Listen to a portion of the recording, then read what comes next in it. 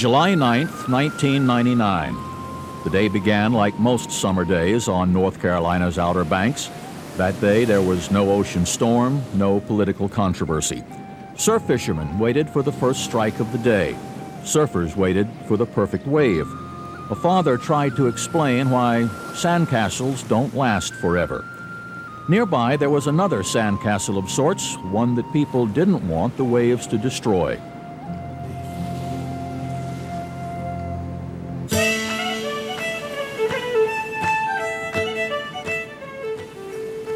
July 9th, 1999 was a day that was anything but typical. In the summer heat, a parade of cars, motorcycles, and RVs streamed south down Highway 12.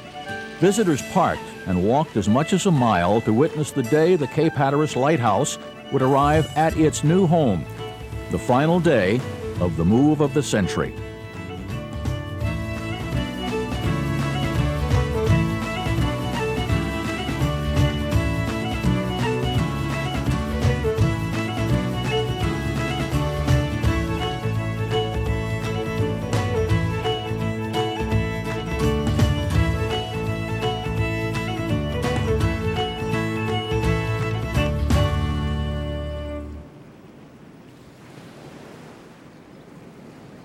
There was a time when the relocation of Cape Hatteras Lighthouse would have been inconceivable.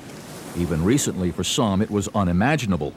For a group of scientists, engineers, contractors, and National Park Service managers, moving the lighthouse was the only way it could be protected from the encroaching Atlantic. This was their day in the sun. Anything made by man can be moved. There's no question about it. It just takes the right people, the right teams. It takes people with knowledge of moving buildings. With a cigar in his mouth and his hands on the wheel, Jerry Matiko is a mover, but in his business he tries not to be a shaker. Everything's not cut and dry.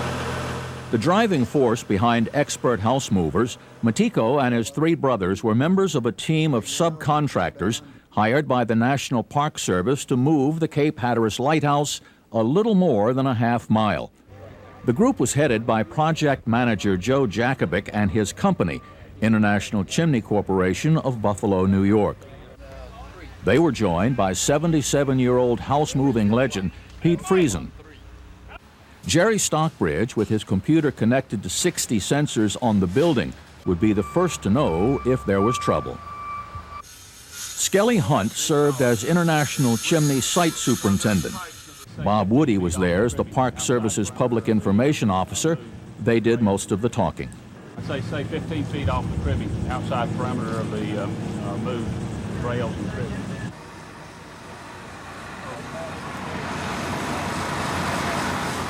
July 9th, 1999, the final moving day. There were almost as many reporters as there were spectators. All right, one more, go. You'll never guess what they're using to keep Hatteras moving along so TV satellite trucks huddled together like RVs in a campground. By noon, the lighthouse was 25 feet from its new home, a reinforced concrete pad 60 feet square and 4 feet thick.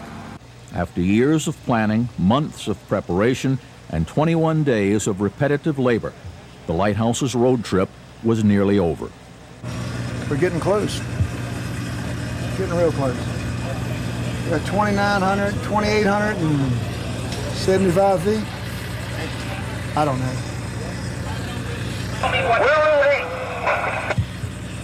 All right, bring it on. Yeah, well, I'll celebrate after it's down on the shoring jacks. That's when I'll celebrate, really. It's a lot of work involved putting the shoring jacks and lowering it. And once it's down on the shoring jacks and the last load of beams is home, we'll feel it'll be a great, incredible feeling. That's a humongous structure. We feel a lot better when it's there. We're real close. It's going smooth. Went smooth all the way. We had a few problems with some rollers. We had a few jacks that started seeping down during the way. We replaced those. But it's notorious for these large buildings to last a little bit. Some things can happen and you have to fix them. We're ready anytime. Johnny, let's hold on a minute. I want to get a grinder up here on one joint.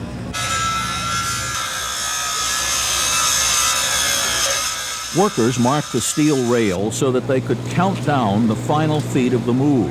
Matiko called the shots.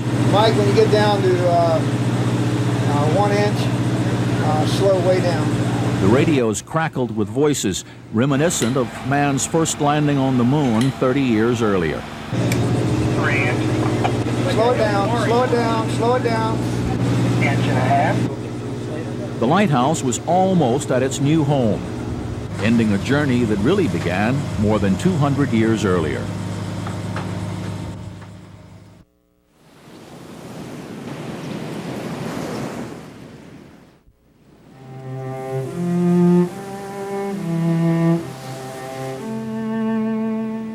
The fate of the modern Cape Hatteras Lighthouse was sealed in a real estate deal in 1794. The federal government needed 4 acres of land somewhere near the Cape on which to build a lighthouse. Government surveyors found what they were looking for about 1 mile south of Cape Creek. The prospective site included a 20-foot-high sand dune, the perfect place to perch the 100-foot-tall lighthouse. Little could they imagine the consequences their choice would have on the nation more than 2 centuries later. The land at Cape Hatteras was owned by the Jeanette family estate and its heirs, 4 children named William, Mary, Jabez, and Aquila. Buxton native Beatrice MacArthur is a descendant of William Jeanette. My folks have been here since the Indians, early 1700s. They sold the property where the old lighthouse was and where the present one was, 4 acres, for $50. It was the small but inauspicious beginning of many future real estate transactions between Hatteras Islanders and the United States government. The choice of the location was doomed from the start. First, the little dune was migrating to the southwest, sliding literally out from under the 1803 lighthouse. The keepers fought a constant battle to hold the hill in place. They failed. This 1870 Coast Survey map shows the remnants of the original dune, hundreds of feet away from the base of the old lighthouse. At the same time, the ocean was in an active period of erosion. In 1850, the ocean was 2,500 feet due east of the lighthouse. It was 1,000 feet closer just 2 decades later, eroding at a rate of 50 feet per year. Had that rate continued, more than half of the village of Buxton would be in the ocean today. The modern Cape Hatteras Lighthouse was completed in 1870 to replace the teetering old tower, but its location wasn't much better. With the beach disappearing at an alarming rate, what did the lighthouse service engineer do? He built the new lighthouse right next to the old one, thinking that sailing charts wouldn't have to be changed. Not being a mariner, he was unaware that charts would be reissued anyway. It was the second big mistake by the government at the Cape. Beach erosion slowed. Erosion averaged 36 feet per year, bringing waves to within 100 yards of the lighthouse by 1919. In the 80 years since, the ocean has retreated eastward at times and then stormed back, causing great anxiety for the federal government. Odd though it sounds, despite estimates that erosion continues at about 5 feet per year, the proximity of the lighthouse to the ocean essentially has not changed since 1919. What has changed is the shape of the beach, and that was caused by man. A barrier dune system was built during the Depression to prevent ocean overwash so that paved roads could be built and maintained. A paved road was the long hoped-for lifeline between mainland prosperity and the impoverished villages that dotted the Outer Banks. A professor at the University of Virginia, Dr. Robert Dolan, has been studying ocean processes at Cape Hatteras for nearly 40 years. The primary change in the dynamics has been the role of people in altering the processes. And they did that by building artificial dunes along most of the barriers, which completely changed the normal progression of waves and storm surge inland to a narrower beach, which is evident on all the aerial photos and that we see today. Then 3 concrete seawalls were installed by the Army Corps of Engineers in 1968 to protect the U.S. Navy base north of the lighthouse, and only at the last minute was the lighthouse even included. The seawall succeeded for 30 years despite design flaws. A mini-cape was formed as the beaches to the north and south continued eroding westward. The wall adjacent to the lighthouse interrupted the flow of sand to the south, causing an alarming offset on the 2 sides of the seawall. This exaggerated indentation just south of the lighthouse, coupled with a steepening beach face, is what became the Achilles heel of the Cape Hatteras Lighthouse. Now the ocean had the potential to undercut the lighthouse foundation. A similar circumstance claimed Delaware's Cape Henlopen Light in 1926. In 1989, following a study by the National Research Council, the National Park Service announced it intended to relocate the lighthouse to a safer place. A long-term solution, a solution that would ensure the lighthouse's survival for future generations, and that would be consistent with other national and state priorities and missions to preserve the ecological processes of barrier islands, which is another nationally significant reason that this seashore was established.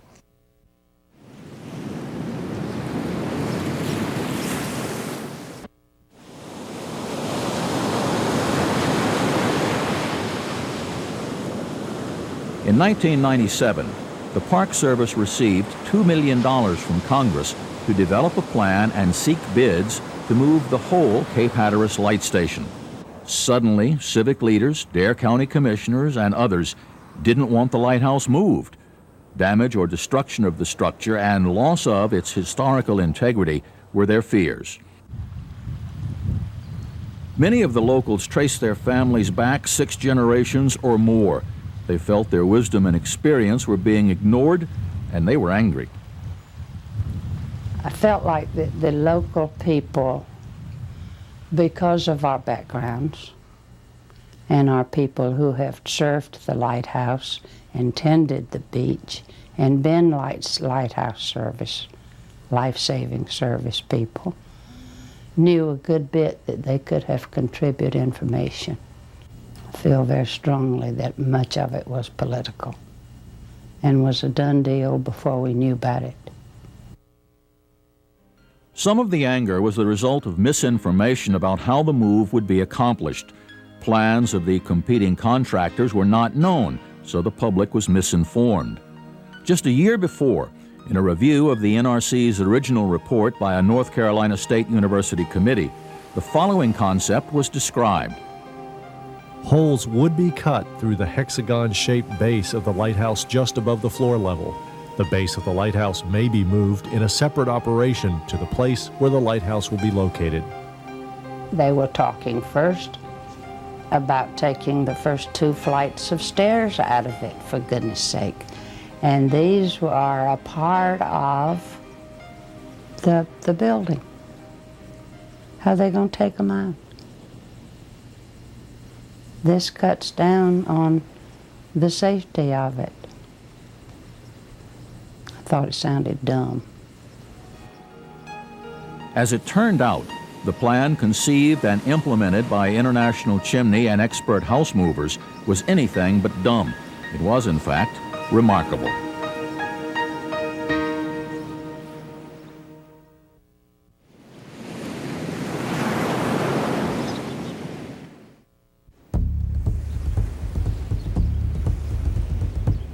The construction of the Cape Hatteras Lighthouse in 1868 began on a cold winter's day, and so did its relocation. 10 days before Christmas in 1998, International Chimney Corporation arrived at the Cape. With the debate about the move still raging, workers weren't sure what to expect. Because of all the stuff I'd read in the paper and heard, I expected human chains around the lighthouse, and people were really upset, emotionally involved, and that didn't happen. What did surround the lighthouse were the old stones of the perimeter fence, and they were the first to go. Measurements were made, sketches drawn. Before the heavy machines would have their chance, a leather topsider began the excavation, a small first step for the move of the century. By January 12th, work had begun in earnest. Park Service archaeologists were on the scene as a century's worth of history was gently unearthed. Every stone was marked and cataloged for storage and reuse. The brick sidewalk was removed. Determined to halt the project, the Dare County Commissioners filed a federal lawsuit claiming that the lighthouse move and the subsequent neglect of the seawalls would wash away Highway 12 north of Buxton, the only road in. Yeah, we understand that Dare County has refiled their lawsuit to obtain a restraining order to stop the relocation of the Cape Hatteras Lighthouse. That's a good example of how our system of government was intended to work. It will be work as normal until such time as the court issues some type of order that would halt this project. It was not an issue for morale. We're here to do the job. It was not our task to decide whether or not the move should be gone ahead with. Ours was the job to do it. That decision had been made. Men, materials, and equipment arrived daily. By late January, the lighthouse entrance stairs had been removed. Steel beams were installed to brace the granite plinths. 60 sensors were placed at strategic spots in and outside the tower that would provide feedback not only on the structure's stability, but also on current weather conditions. This ladder, looking like a fire escape, was erected to the underside of the lower balcony so that a bracing cable could be rigged. Down the half-mile-long path, trees were removed. On February 9th, 2 cisterns that had provided fresh water for the keepers and their families were lifted and trucked to the new site. If moving the cisterns was a major step, cutting the lighthouse from its foundation was the point of no return. A huge diamond-tipped cable saw began the work in late February. We're taking a great amount of care with this. We're moving it actually below grade level, whereas a chimney, we'd probably take it at grade level. Otherwise, we normally just penetrate it with steel. This way, we're putting steel underneath it to lift it. Try not to damage it whatsoever. No holes.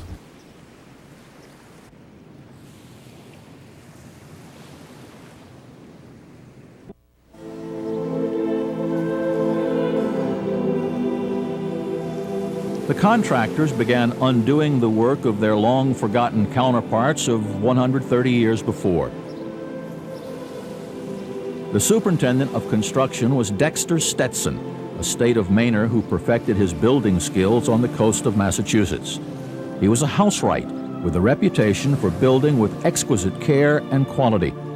This wooden church he built in 1851 still stands. Stetson learned about lighthouse construction at the Egg Rock Light across the harbor from his Massachusetts home. Irony wraps around Stetson's life like the stripes on his lighthouse. At the outbreak of the Civil War, Stetson was in New Orleans, a government builder in possession of a valise full of gold coins.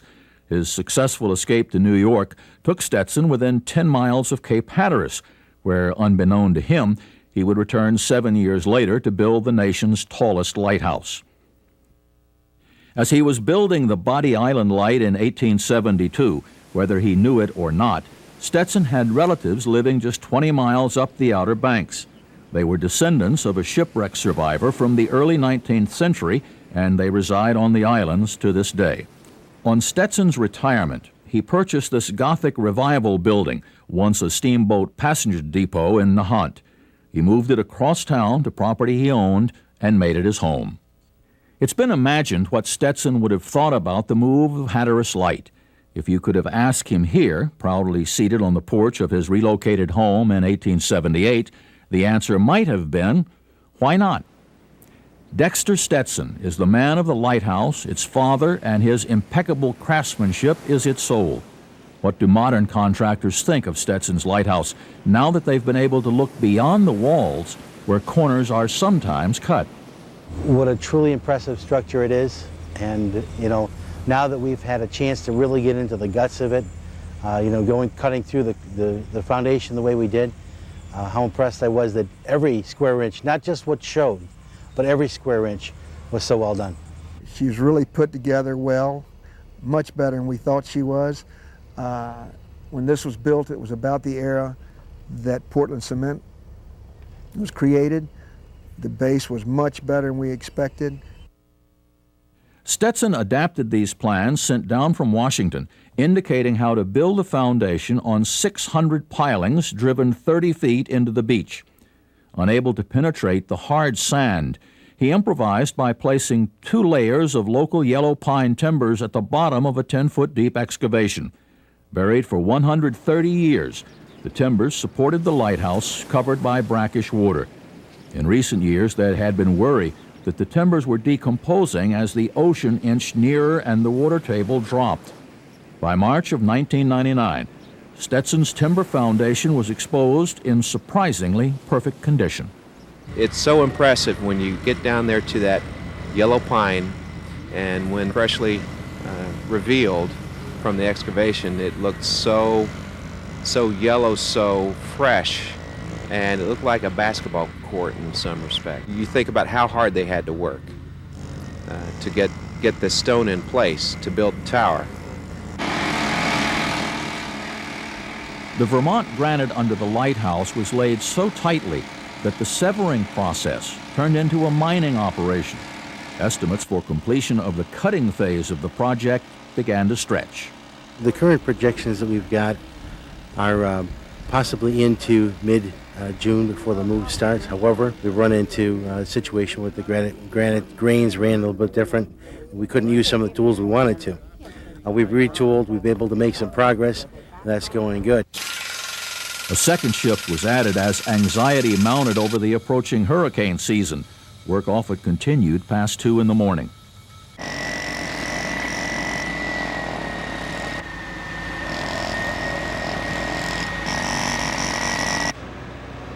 In March, the next benchmark passed with the moving of the principal keeper's quarters, the last of the auxiliary buildings to be relocated. With the pace of a funeral cortege, the house was flanked by watchful workers. Unlike the all-wood double keeper's quarters of 1854, this house was a stout structure built by the carpenter from New England. It's a triple brick, solid masonry gingerbread house. She's built with good mortar, and the bricks. It's a tough house. And it was also sitting on a granite base instead of a concrete foundation. It had a granite stone base, so they had to take a diamond saw and cut our openings. And we went through a number of diamond chains to get all the openings in. So it was a slow process getting this one ready. This is just another house moving job for expert house movers. This is, yes it is, but the one behind you is not. You mean the lighthouse? The lighthouse, yeah, that's the move of the century. That's the one everybody's been waiting for. In April, the final path for the lighthouse's relocation was cleared when a U.S. district judge denied Dare County's petition to halt the project. With time running out, the county commissioners voted unanimously against an appeal. Well, certainly wish them the best, and we stand the most to lose. The locals stand the most to lose if anything happens to this lighthouse by far. So, we want them to get it on down and get it set up the way the plans are, and let's get this chapter over with. When the last pillar of granite and mortar was severed, the lighthouse was free to go. But before the first big push, there were still 6 full weeks of preparation and at least 2 late winter storms. During one nor'easter on May 1st, the crew poured 540 cubic yards of concrete to form the new pad.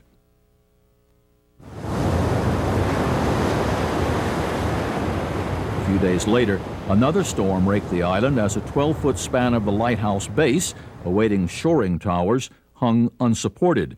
It was a restless night for the contractors and the Park Service. You got to have faith in the engineer. The engineer that says the wind won't be hard enough to blow it over. That's something you had to believe in. When a 120 mile an hour wind hits the top of that thing, that it wouldn't put enough pressure to blow it over. It was time to find out. Restoration consultant Jerry Stockbridge was awakened at 4 a.m. on the 16th of May by the computer alarm system. The sensors indicated that the bottom of the tower was tilting at a precarious angle while the top was still vertical, not easy for the lighthouse to do. A lightning strike apparently caused the glitch, and Stockbridge reset the computer.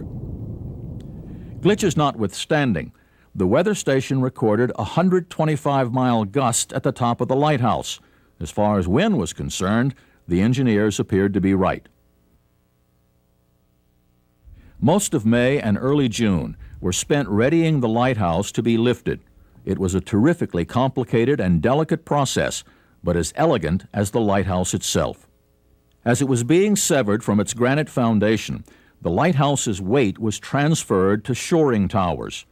Expert house movers then inserted 70-foot, 11-ton main beams and 12 cross beams under the tower to form a temporary foundation for the move. Strong back beams surrounded the base of the lighthouse, tying the entire support system together. 100 jacks, connected by a maze of hydraulic lines to one main control panel, were then pressurized, pressing the steel grid against the bottom of the lighthouse. The lighthouse was ready to be lifted 5 1/3 feet. It was a critical maneuver in the project, known to professional movers as cracking the foundation. At the main panel, Pete Friesen assured Park Superintendent Bob Reynolds that it would work. We're getting ready for the first lift. We're going to make a wee little lift so we can get all the underpinning out from underneath it. You create a little crack in the foundation. We have the foundation removed, so cracking is the right term, but that's what has been used by the movers through the years. That's always a great feeling, these large buildings, when you first see it come up. Then you know you got it, you know all your calculations are right, or if they're off, and we were right on it. It's just really get a sense of accomplishment at that moment in time where everything you've planned for is working. For Jakovic, Friesen, and Matiko, it was the culmination of years of planning. Pete and I worked nights on end at 2 or 3 jobs. The Detroit job, the Gym Theater, we moved there. We worked on this then. We worked on it in the Schubert Theater in Minnesota when we moved it.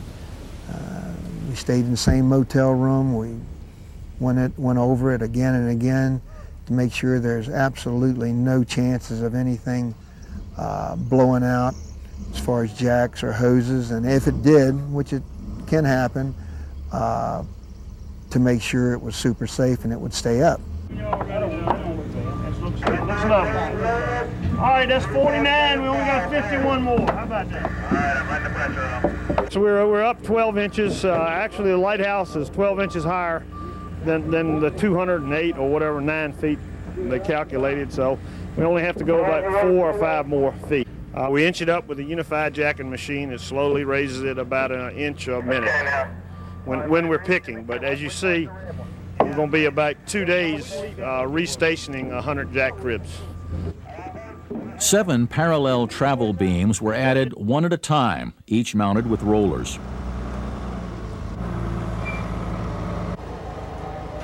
All of it, the lighthouse, the unified jacking system, and the network of steel beams, rested on a mat of more steel beams that covered the roadbed. The roadbed itself had been compacted and covered with 10,000 tons of crushed stone. Of course, the lighthouse couldn't move without these 5 horizontal push jacks, hydraulically clamped to the roll beams at the back of the platform. Fully extended, the jacks could push the lighthouse 5 feet at a time. A web camera was installed on the balcony by Washington, North Carolina TV station WITN so that internet users could ride along. On Thursday, June 17th, it all appeared ready to go. Intermittent rain fell from low, gloomy clouds. While the moving men painstakingly checked and rechecked every valve, hose, jack, and roller, a wave of uncertainty swept through the crowd of spectators. Was this the day it would move?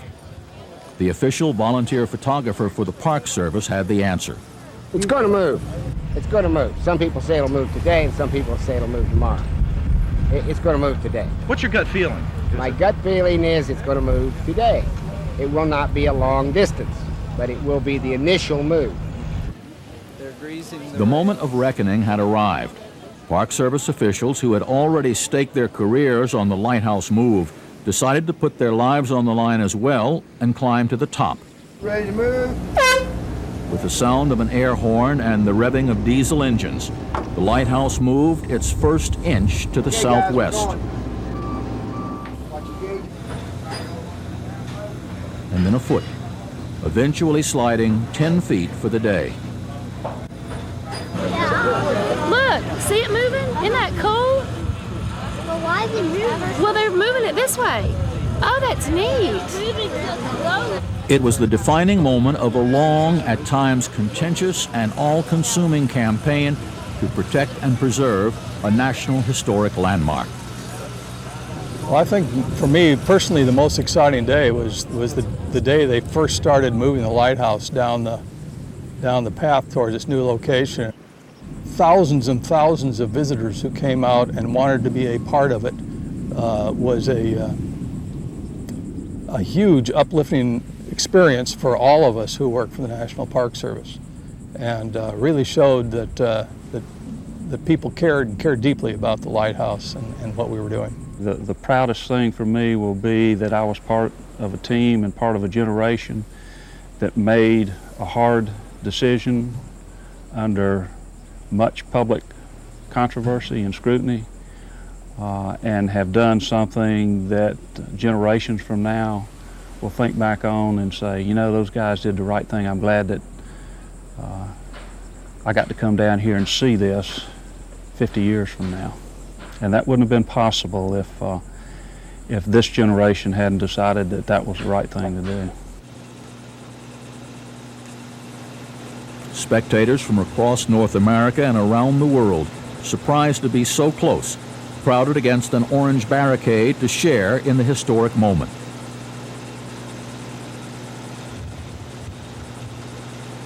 We are in the danger zone. Yes, Lord. This is real dangerous. At that point, it'll be 1,600 feet from the water, which it was when it was first built. Right now, the water's 100 feet right over that dune. I think it's really interesting. I think it's really cool how they can move it that fast and everything. They moved it really far. You've told everybody in the world about Hatteras itself. We're down here, in fact, this year with 30 people in 3 different houses. So we keep bringing more back every year, and everybody wants to come see when it might get moved because this is such a landmark. It was in the LA paper when I read about it. We'd already made plans to come to North Carolina. We hadn't really included Hatteras at all, or the lighthouse. But since it was being moved, we thought we'd check it out. 10 to 15,000 people a day visited the lighthouse site. The number swelled to 40,000 over the July 4th weekend. For a narrow island with just one main road, the crowds were staggering. License plates told the story. The visitors came with smiling faces from beautiful places, with a lighthouse on their mind.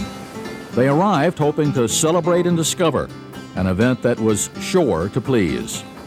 Whether they were from the crossroads of America or America's dairyland, it was the summer to be wild and wonderful on Hatteras Island. Some left their 10,000 lakes or Great Lakes splendor to see the great lighthouse by the sea. It was the one thing they all had in common. They came from the Bluegrass State, the Volunteer and Keystone States, and the land of Lincoln. They traveled all the way from the birthplace of aviation. Better cover that plate up at Kill Devil Hills, and Delaware, where they just don't have that much to brag about. They came from the south, the west, and way up north. Some people had to see it for themselves, and others came so one day they could say, I remember. Strange thing. Yes, strange because it's very unusual to see something as big as this to move. The relocation of the world's tallest brick lighthouse also caught the attention of news crews from Germany and Italy. Moving a monument like this, something like this, as big as like this, in one piece, it's impossible. Unthinkable. Even this German engineer was impressed. Yeah, my name is Lars Römling, and I'm coming from Germany. And I'm here at the Outer Banks to make holiday, and I don't know what has happened here, and it's very interesting to see it because I'm civil engineer, and it's not something usual what you can see every day. Cars backed up for miles. The woods along the move path were trampled by stampeding tourists determined to see the move of the century. Some hung from trees.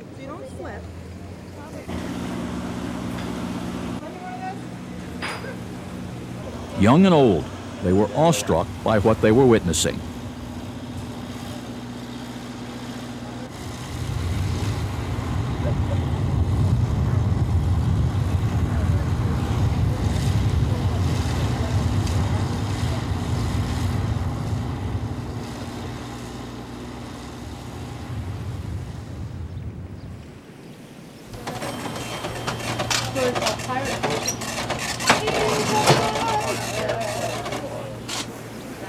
The predicted upturn for the island economy came as sure as the rains after a hurricane warning. The souvenir lighthouses, the shirts that we're selling, like we just designed this one here, I swear I saw it move. They're going out of here like crazy. It's a definite help to us. It's a boost for our economy down on this end of the island. And I'm sure up in Nags Head area also. At the Lightkeeper Gallery in Buxton, even the lighthouse movers were coming in to buy photos, T-shirts, and artwork. And one enterprising lighthouse builder hawked his wares from the back of a pickup truck.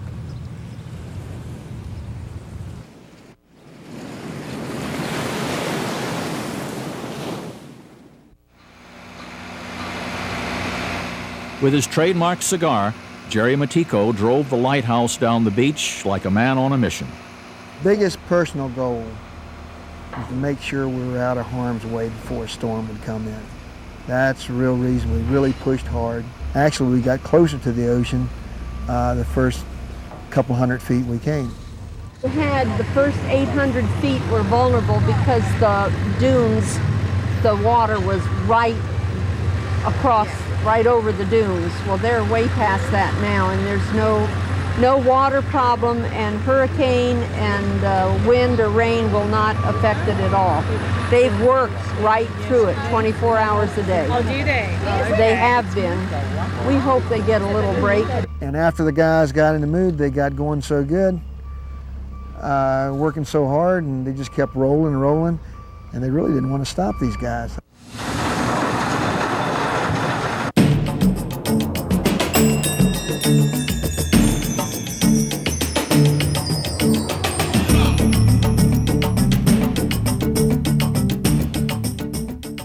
The welded sections of steel beam mat and the roll beams were leapfrogged from the back to the front as the tower moved its way down the corridor. Even the stone used to support the structure was recycled. Instead of an industrial product, the environmentally minded movers used ivory soap to lubricate the roll beams, adding a quality they call sliptivity. Vegetable oil filled the hydraulic lines. It's a biodegradable oil, so it's really made it great. We didn't have to babysit every drop of oil that was dropped, where regular hydraulic oil, you'd have to clean up everything. Full guards on duty at night. With a Hollywood name and a Marlboro Man face, Michael Landon answered endless questions from spectators lining the fence. Other workers placed coins under the rollers to make one-of-a-kind souvenirs for themselves and a handful of lucky tourists. Unseen by spectators inside the base of the lighthouse, Jerry Stockbridge quietly made sure the building remained vertical amid the frenzy outside. The computer that we have here right now is measuring the verticality of the lighthouse. At the present time, as we're sitting, the lighthouse is out of vertical, leaning backwards by 7/100ths of 1 degree, which is about an inch or two. As the lighthouse moves along, we monitor the vibrations that are taking place to make sure that they don't cause any damage. And instrumentation is affected by changes in temperature and humidity and other things. So we have to monitor that as well. So we have a weather station in the lighthouse up at the top. And at the present time, as we're talking, the wind speed at the top of the lighthouse is 24 miles an hour. The temperature at the top of the lighthouse is 80 degrees. The temperature of the black stripes on the lighthouse is 104 degrees. The temperature of the white stripes on the lighthouse is 92 degrees. The temperature of the red base on the lighthouse is 99 degrees. The relative humidity is 88% and solar radiation is 936. And the computer takes these numbers and it uses these to filter out the thermal effects and be able to detect the stresses that are associated with the move. Suspended in the center of the tower, long ago occupied by the beacon's clockwork counterweights, an old-fashioned plumb bob hung over a bullseye just in case.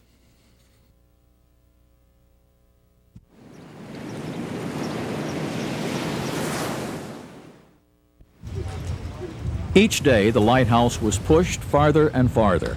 71 feet on day 2, 223 feet on day 9, a record 355 feet on July 1st. House movers from across the nation showed up to lend a hand. Oh yeah, you couldn't ask for any better help than house movers themselves.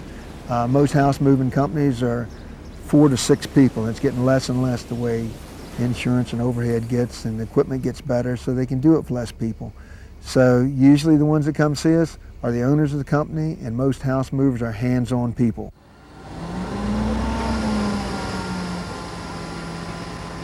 We had our Texas group in this weekend. We had Nebraska. We had some people from California. This week we're going to have some boys from South Carolina, some more from Florida, a couple from Long Island. One fellow just came in from New Jersey just a few minutes ago, but he didn't work. A lot of guys really like to have part of it.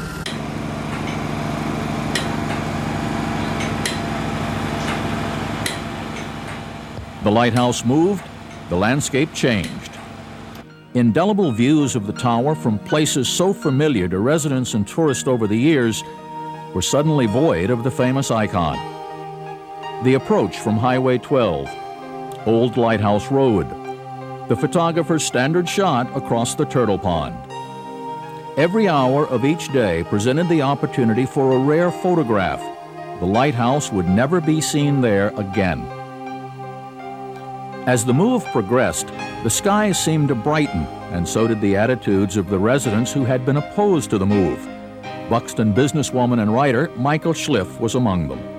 I began to feel a surge of energy and hope that this actually was going to work, and I was just overwhelmed with all of the talent and energy that went into the move. I think it has given people a sense of accomplishment and feelings of accomplishment about the way our society works.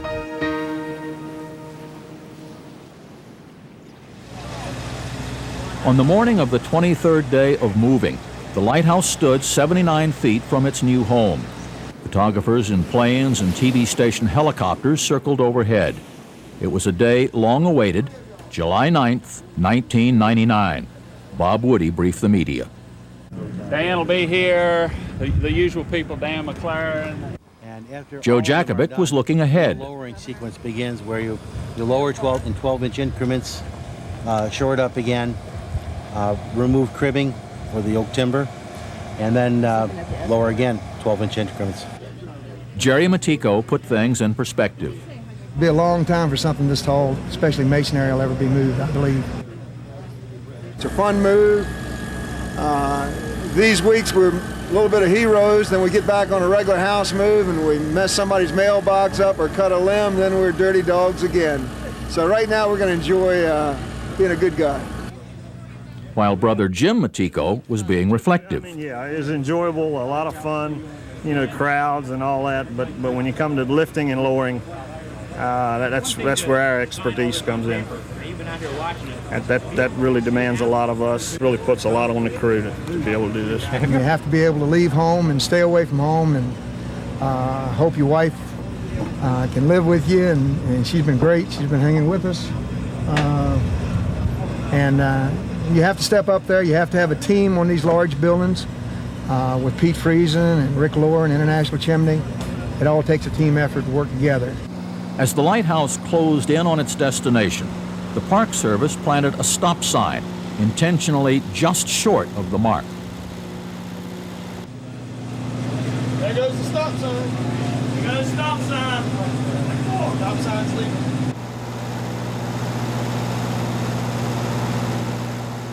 Having run over the stop sign with the lighthouse, the contractors were issued a traffic ticket by a park ranger, including exceeding a safe speed for a lighthouse. North Carolina native Michael Landon was given the honor of making the final push. Spectators, hundreds of feet away from the construction zone, were signaled the distance remaining by park historian Rob Bowling. At 23 minutes past 1, the lighthouse had traveled 2,899 1/2 feet. The Cape Hatteras Lighthouse's journey was over, at least for 1 century. 3/4, half inch, quarter. Hold it, Mike. Hey, that's it, baby. Oh, right there. Oh, right. That's it. All right.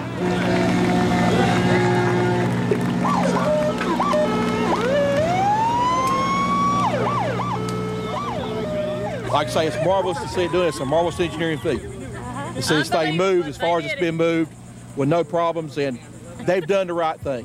We were here last spring, and when they were first starting to get it on the jacks at the other end, and we came back Wednesday and again today. This beacon that's been here for so long, we couldn't take a chance. Time people in lighthouses have to move on. We can't all stand still. Well, it was a great achievement. You come all this way and you just got a few inches to go. And it's sort of like Pete Friesen, our consultant. He's been moving buildings for 51 years. And this was Pete's last move. And this is our greatest move. In the last few inches, you know, it's all going to be over. Even though it took us months and months and months, you know, it's all over. You know, it's probably one of the biggest and the most exciting jobs we'll ever have. We've got some really fine people. You know, we've got a real team concept going here with Law Engineering, Weiss Janey, DCF Engineering, Quabbel & Associates, so many other firms working right with us on this. And when you get that amount of people thinking on a job, that number of people, all at the height of their careers, you get some, you can anticipate an awful lot.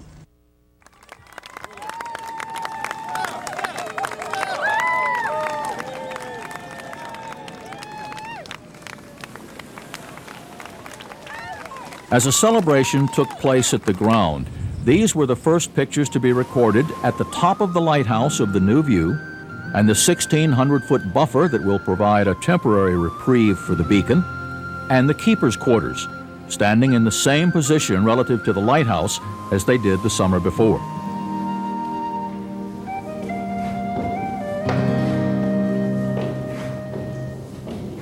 For years to come, those who climb the 257 steps won't look out to see the ocean lapping at the lighthouse base. On July 9th, 1999, this was the view as kites flew over the now closer cape.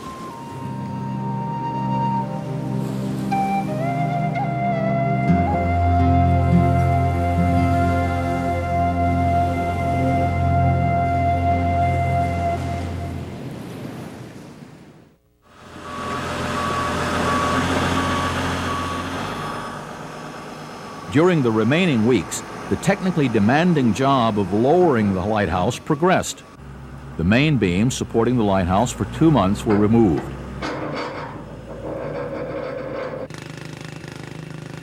That cleared the way for the construction of a foundation of 140,000 bricks that will fill the space between the lighthouse and the concrete pad.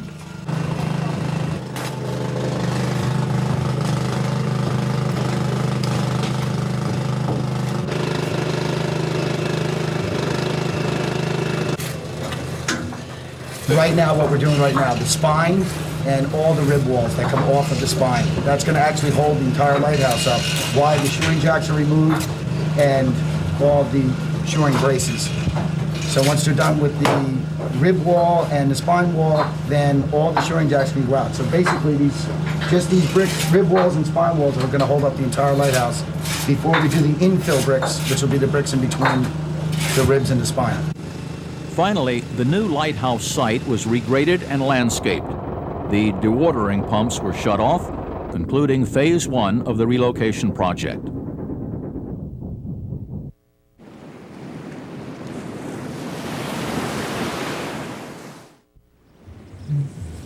just said, forget it, this lighthouse is gonna fall into the sea.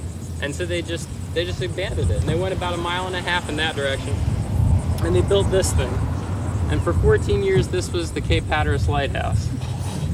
You think you guys would travel from Buffalo, New York, down here to see this? Probably At the dawn of the 21st century, the National Park Service plans to develop the light station into a showplace with new facilities to enhance the public's lighthouse experience. The keeper's quarters will be filled with artifacts and furnishings faithful to its first years of service. A first order Fresnel lens, which has not been at the top since 1936, would be the crowning glory in the lighthouse's reincarnation. We've been doing some searching with the Coast Guard and others to try to find one that we could put back into the lighthouse. We haven't found anything at this point. Don't know if we'll be able to find one, but if we ever can, we would love to have one in place on the top of the lighthouse again. Back at the original location of the lighthouse, a ring of granite stones from the severed first plinth were arranged in a circle, the old pine timbers and chiseled granite buried below. The spot seems to exude an invisible attracting force, making it seem that visitors aren't aware that the lighthouse is no longer there. They return to the old site, like family members to a loved one's grave. The lighthouse's absence from this historic place will not easily be forgotten. To me, it's a holy ground because what that thing has done for 130 years. I've seen many, many lighthouses. I like them all. This one, maybe it's because I feel like it's mine. I feel everybody who ever lived here, who ever had any roots here, we feel like it's ours. I still have some feelings of ambivalence when I come out to the old site because that perfection that was there is no longer there, and it won't ever be like that again. So there's some sadness about that, but that's the way of life, that things never do stay the same, and the lighthouse has always been my teacher, continues to be my teacher in that. In a column for the monthly paper The Island Breeze, Schliff recalled an evening when the full moon rose, without the lighthouse in its familiar place to greet it. A year ago, even a month ago, photographers would have been out in force to capture the incomparable beauty of the scene on film. But on this night, I was the only person on hand to witness the moon rising above an orange marker which had been set in the dirt to mark the place where the lighthouse used to stand. No wildflowers grew here now, save a few morning glories, closed for the night at the end of a drain pipe. The site would be pretty again once the restoration was finished, but it would never again, I thought, serve as a sanctuary, as the point of interconnection between earth, sky, sea, and soul.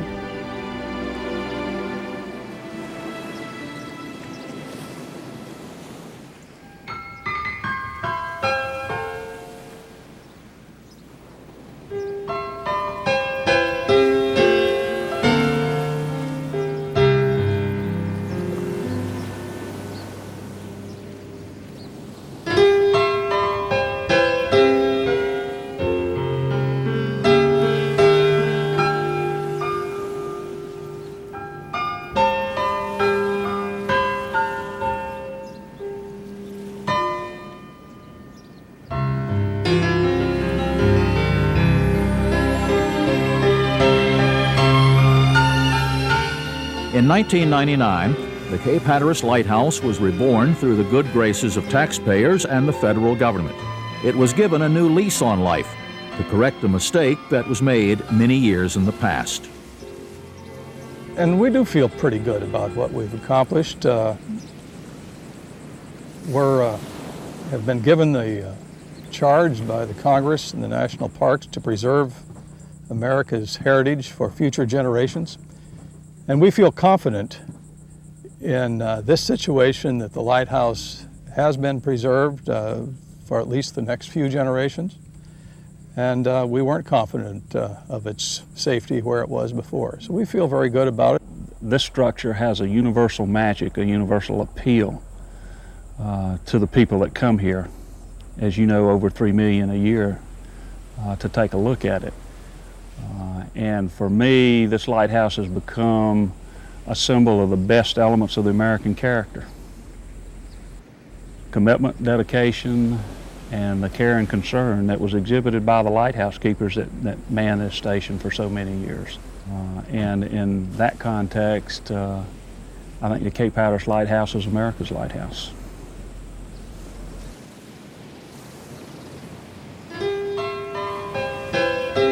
For a long time, the lighthouse was the mariner's best friend.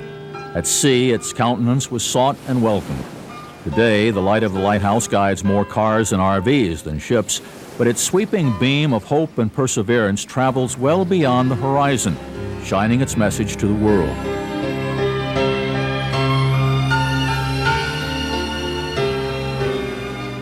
Standing on the Cape at the edge of the nation, the Cape Hatteras Light peers into the abyss that is the North Atlantic and says, "I am here, and this is America." In September, the beacon was relit after having been darkened for more than 6 months.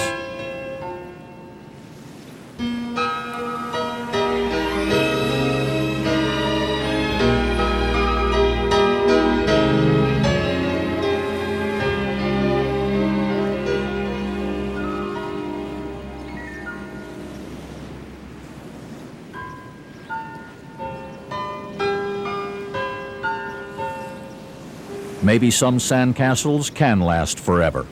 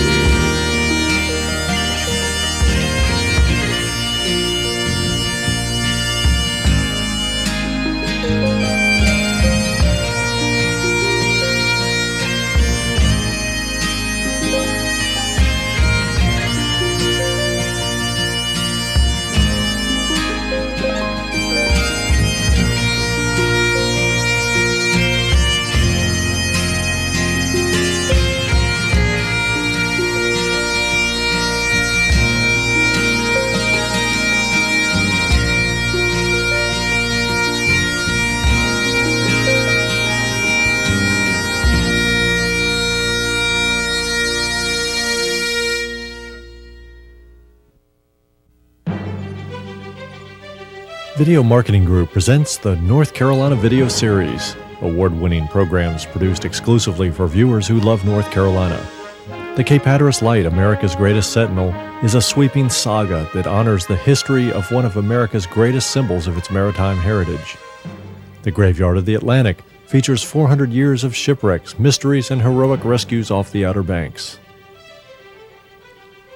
North Carolina, a Video Travel Guide, is a comprehensive tour of the Old North State, including waterfalls, lighthouses, museums, historic places, shipwrecks, trains, golf courses, hiking and biking trails, festivals, and great places to shop for antiques or crafts. Our other videos include North Carolina the Coast, the nature of North Carolina's mountains, North Carolina Bed and Breakfast and Country Inns, the Newcomer's Guide to Raleigh, Durham, and Chapel Hill, Great Golf Courses, the Carolinas, featuring 85 of the top-ranked courses in North and South Carolina. And available in December of 1999, War Zone, How America Could Have Lost World War II Off North Carolina's Outer Banks.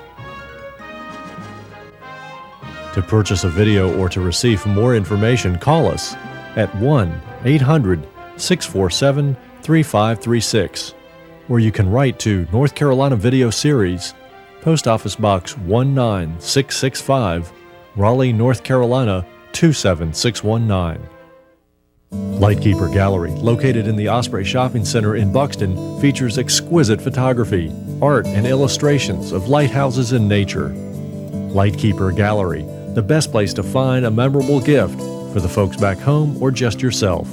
Call 252-995-3070 or find us online at lightkeepergallery.com.